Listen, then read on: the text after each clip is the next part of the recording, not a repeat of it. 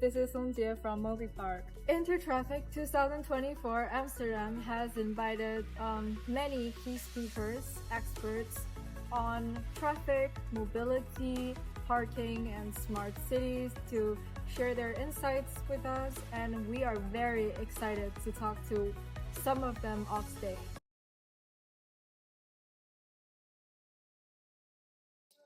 Of on-street parking, prices go up, like we see it also in Paris. So parking in Paris is extremely expensive, but that is something we see in general in entire Europe, that we reduce on-street, get more utilization in existing off-street facilities, garage, parking buildings, and that will at the end lead to a lower amount of traffic and more model shift to the public transport.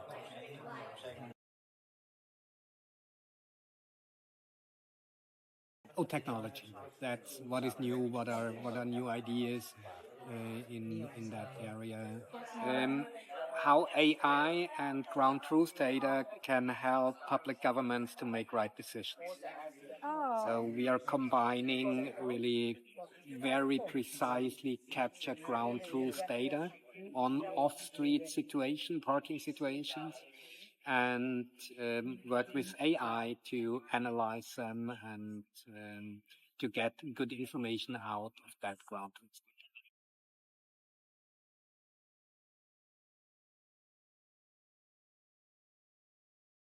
Absolutely. So one of the things I actually talked about today was sometimes the technology gets ahead of the policy, at least in the United States. So what we have to definitely do is make sure that our policies are matching the technology, because oftentimes we're finding that in the United States, technology is being deployed, but we don't necessarily have the policies to be able to back it up. And a great example is with gateless garages, for example.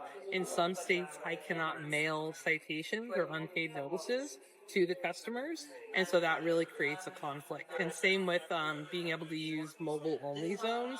In some cases, we have a lot of people that don't have credit cards still, or maybe don't have cell phones, so we need to be cognizant of equitable access to the curb. And so that's something I always like to say, we need to match the technology to the policies. And mind you, we need to update some policies as well, but the reality is we just need to take that moment to make sure everything connects.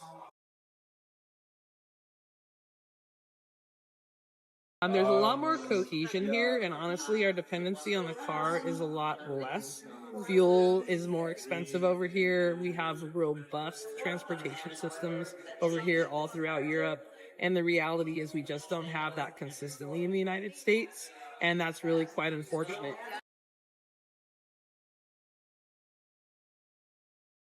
So, you know what? I absolutely am excited about the future and what's going to come and what's like coming down the path.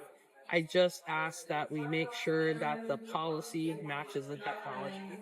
And so I'm all for smart cities. I'm all for sustainable solutions. I love autonomous vehicles, EV, everything you can do to provide that relief, that green energy, that approach that we need to have to just, save our planet for that matter.